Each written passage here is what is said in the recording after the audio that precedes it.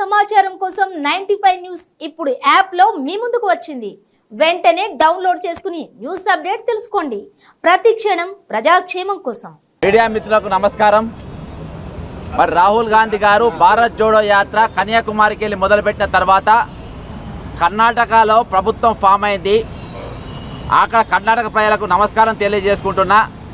అక్కడికి వెళ్ళి ఆ ఊపు తెలంగాణ మీదకి వచ్చింది. తెలంగాణ మీదకి వచ్చిన తర్వాత తెలంగాణలో కాంగ్రెస్ పార్టీ బలం పుంజుకున్నది. కాంగ్రెస్ పార్టీ బలం పుంజుకున్న తర్వాత వివిధ పార్టీల నుండి జనాలు రావడం జరుగుతూ ఉంది. అందులో రిటైర్మెంట్ ఎంప్లాయీస్, ఎన్జిఓలు, వాళ్ళు వీళ్ళు, పైసలు ఉన్నోళ్ళు లేనోళ్ళు చాలామంది రావడం జరిగింది. కానీ ఈ 8 సంవత్సరాలు తెలంగాణ ప్రభుత్వం మీద అలుపెని పోరాటం ఈరోజు చేసిన వాళ్ళలో నేను ఒకడిని. ప్రతి సమస్య పైన ఈరోజు ధరణికి వెళ్ళి మొదలుపెట్టే, ఇది ధరణి అక్రమాలు, ధరణి మీద ఒకళ్ళు మొదలు పెడితే వరంగల్ సెంట్రల్ జైలు కుదబెట్టిన దాంది. ఇది 12 మంది ఎమ్మెల్యేలు కాంగ్రెస్ పార్టీ వదిలేసిపోతే సిఎల్పి నాయకుడు ఏ రోజు మాట్లాడలేదు. ఒక ఎమ్మెల్యే పోతుందని చెప్పి వాళ్ళ ఇంటి ముందు రోజు ఏ రోజు ధర్నా చేయలేదు. ఏ రోజు ధరణి సమస్య గురించి టీఆర్ఎస్ మన సిఎల్పి నాయకుడు మాట్లాడలేదు. పిసిసి ప్రెసిడెంట్ రేవంత్ రెడ్డి గారు కూడా వచ్చినాక మాట్లాడితే ఆయన కూడా మాట్లాడలేదు. కానీ మేము ప్రతిసారి మేము ఏదో విధంగా ఇది వివిధ కోణాలలో మేము చేసిన కార్యక్రమాలు ఇవి. అంతేకాకుండా ఈరోజు ఒకటే అడుగుతున్నా, నాకు కాంగ్రెస్ పార్టీ టికెట్ ఇవ్వకపోవడానికి గల కారణాలు తెలుపమంటున్నా. నాకంటే మంచిగా ఇవ్వండి, నాకు ఇబ్బంది ఇచ్చినా కూడా చంపితే నేను తప్ప ఇంకెవరు స్పందించలే. ఈరోజు రైతులు 6,100 మంది 21 మంది రైతులు చచ్చిపోతే ఈరోజు ఇవన్నీ నేను పైసలు పెట్టి కొట్టించిన ఒకరోజు 2 రోజులు కాదు. ఇవి మొత్తం నేను ఉద్యమాలు చేసిన ప్రతి సమస్య పైన నేను స్పందించిన.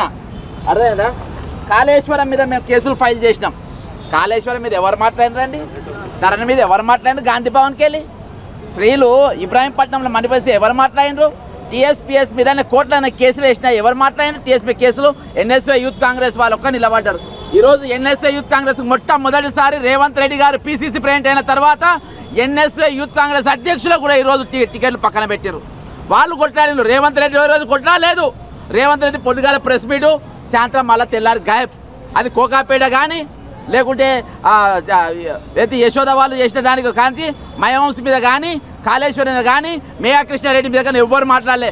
మేఘా కృష్ణారెడ్డి 12,000 కోట్ల జీఎస్టీ ఎగ్గొట్టినని మేము మాట్లాడినాం. ఏ రోజు రేవంత్ రెడ్డి మాట్లాడలే, బట్టి విక్రమార్క మాట్లాడలే. కానీ వీళ్ళు చాలామంది పార్టీ మారుదామనుకున్న వాళ్ళను రేపు తెల్లారితే బీఆర్ఎస్లోకి వెళ్ళిపోతుండ్రు, బీజేపీలోకి వెళ్ళిపోయే వాళ్ళందరినీ తీసుకుపోయి అలా పెట్టిండ్రు. ఏది స్క్రీనింగ్ కమిటీలో పెట్టిండ్రు. పేరితే మా గొంతులు కోసిండ్రు. ఎవరైతే కాంగ్రెస్ పార్టీకి నిజాయితీగా పనిచేసిండ్రో, కాంగ్రెస్ నికస్సుగా నిలబెట్టిండ్రు, ఈ రోజు నిలబెట్టిండ్రు. నాకు కాంగ్రెస్ పార్టీ టికెట్ ఇవ్వలే, నేను బాధపడలేదు. కాంగ్రెస్ పార్టీ టికెట్ ఎందుకు ఇవ్వలే అని నేను నాకు చెప్పలేదని. ఈరోజు కవిత అక్రమాస్తుల మీద నేను కేసులు వేసిన. ఆమె స్కిల్ డెవలప్మెంట్ మీద కేసులు వేసిన. స్కిల్ డెవలప్మెంట్ కేసులు వేస్తే ఆమె కాంగ్రెస్లో ఉన్న ఆమె దగ్గరి మనుషులకు చెప్పి నాకు కవితది ఆమె కాంగ్రెస్లో ఉన్న ఆమె దగ్గరి మనుషులకు, ఈమె పార్ట్నర్లకు అడికోర్ కంపెనీలా ఈమె డైరెక్టరు, ఆ డైరెక్టర్గా ఇంకొక డైరెక్టర్ ఉన్నాడు. ఏది ఈ స్క్రీనింగ్ కమిటీలో ఆ డైరెక్టర్ ఈమెకు చెప్పి నాకు టికెట్ రాకుండా చేసింది. ఈమె ఆయనకు చెప్పి చాలా మందికి ఐదుగురు ఇట్లా 4 ఫోన్లు పోయినాయి.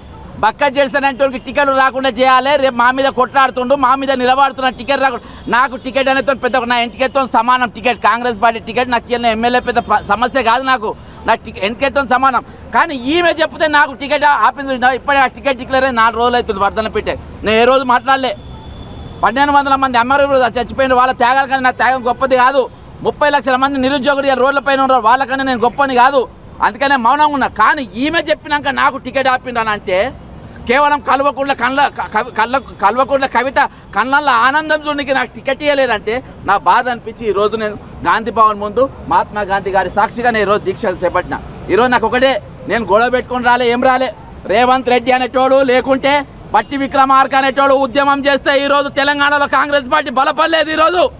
ఈరోజు మా సొంటోళ్ళు మేము నిలబడితే, కొంతమంది ఏది యాక్టివిస్టులు నిలబడితే, కొంతమంది మరి ఎవరైతే సమాజంలో వాళ్ళు నిలబడితే, కోదండరామ్ కూడా ఏం పోరాటం చేయలేదు.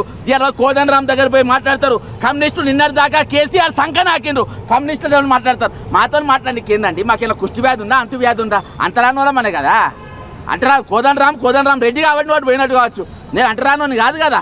నేను కాంగ్రెస్ పార్టీ మెంబర్ కదా. నాతో మాట్లాడడానికి ఏం రంగు మరి ఏం రోగం?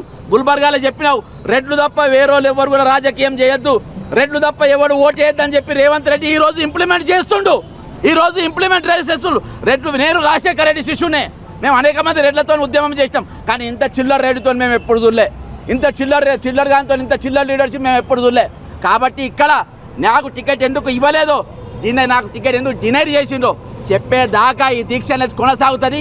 అప్పటిదాకా లేచేదే లేదు, బరాబర్ కూర్చుంటా.